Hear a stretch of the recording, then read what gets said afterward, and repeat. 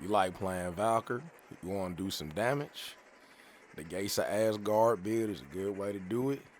Patter patter, let's get at her. We're gonna show her how it's done.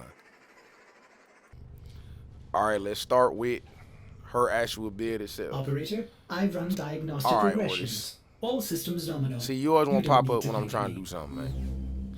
Alright, you're gonna use steel charge, give 60% melee damage to you and your squad.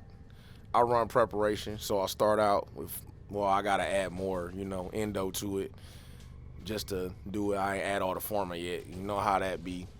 But at least start with 91 energy, and of course, once it's full, you start with 100. Blind Rage, Transient Fortitude, Umbral Intensify, Prime Continuity, the Hunter Adrenaline, because you going to be in the fray, so you going to take damage. And as you see, we only got 45% energy, but you going to sustain energy because you going to take damage.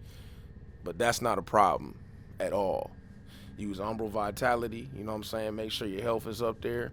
Prime Flow, keep your energy high as hell so that way you don't run out as much because you're going to need it to use your abilities. And I run Augur Secrets for the extra ability strength. Arcane Battery, make your energy be high. It's at 903, so once Prime Flow is maxed out, it'll probably be like 1,000 energy. And the Arcane Persistence to remove the shield.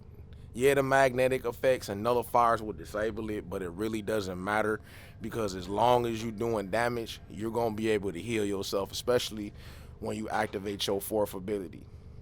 Now, things are interchangeable depending on your play style. It's Warframe. It's about expressing how you want to play. So anything you might see, you might feel like, oh, I would rather run it this way. You're welcome to do that. It's your build at the end of the day, but this is the baseline of what I do. As you see, high strength. You don't need a lot of range because your whole point is to get in the fray, get close to any amount of enemies, room full of enemies, bosses, whatever, acolytes, you name it. Primary weapon, that's a complete optional thing. You don't even gotta run one. But if you do want one for range and single targets, of course you always got the bursting incarnate. That's always one that people would like to use.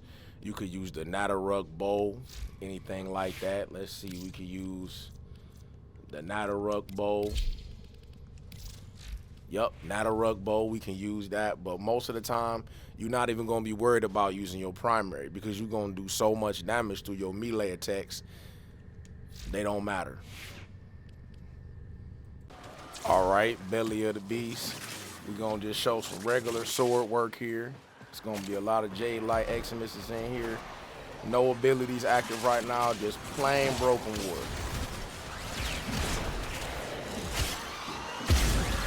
Everything red crit pretty much. Cut right through their defenses. Look at me whiffing. Just trying to get to him. Yeah. Slice. I'm running Broken War as my main melee weapon. As you see, I got a Riven on here, but I'll run my Prime Pressure Point. I like the Vengeful Revenant stance because I like the combos in it. Master's Edge for the Tennokai and Tennokai damage. And of course, your elements you want to use. Sacrificial Steel, take up your crit chance. Magnetic Rush just to have magnetic procs and the attack speed. Amalgam Organ Shatter, you want that heavy attack wind up speed higher. Now my Riven gives me more crit chance plus electricity and extra range. So if you don't have a Riven, there is other options. So since everybody doesn't have a Riven for their weapon, you can use something like Drifting Contact to keep your combo duration going. Let's say you don't want to use Magnetic Rush. You can go in here and use Blood Rush because you'll constantly take your crit up even more because your combo multiplier gonna go because you're gonna be doing a lot of combos. Melee Doughty, that's what I use because it adds critical damage for the puncture. So as you see, the critical damage goes up. It dropped to 112, but as you see, you still doing high crit. I prefer the highest possible because I'm trying to get them up out of here. All right, we're gonna use the foe, that exalted weapon.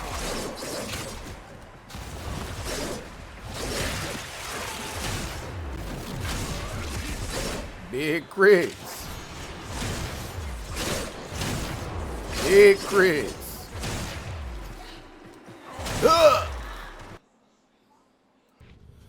Now the exalted weapon, I'm still running Master's Edge, as you see for the Tennokai. I got my sacrificial steel, gladiator might for the, multiplier 10% plus the critical damage. My prime pressure point, fever strike, molten impact, the amalgam organ shatter, and killing blow. That makes my wind up speed even faster because you definitely want to get off your heavy attacks when you use your exalted weapon as quick as possible because you're going to do big damage in a short amount of time.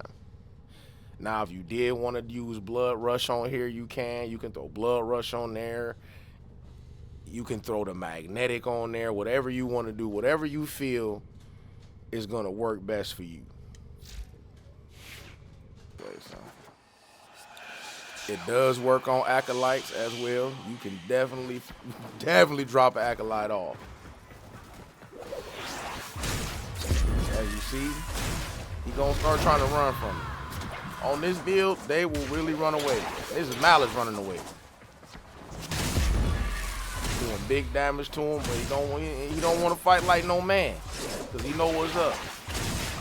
Get his homies out the way. As you see, you can do big damage to them. They just won't stay in front of you no more. So you got to chase them around. Be still. There we go. Archon shards. We running all red. I got 4 tile forged. 1 is regular. When I get another red tile forged, I'm going to replace that one just for that little extra 5% nudge to take that ability strength up even higher. But if you don't have Archon shards, it don't matter because you still going to do crazy damage. This is just to take it over the top a little bit. You can get jumped by bosses. They gonna lay down. Big damage. I'm gonna revive him. I'm gonna revive you. You gotta hold on. Even a group of frame bosses.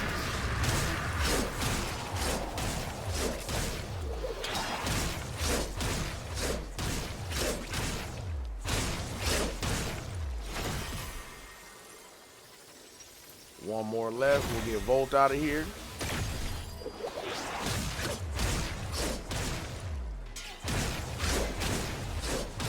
Down.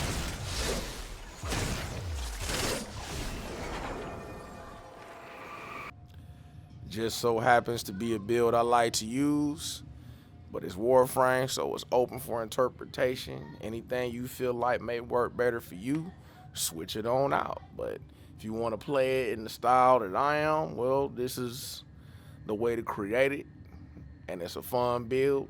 Guns optional if you just want to jump in the middle of the fray and give them no glory, no Valhalla for them.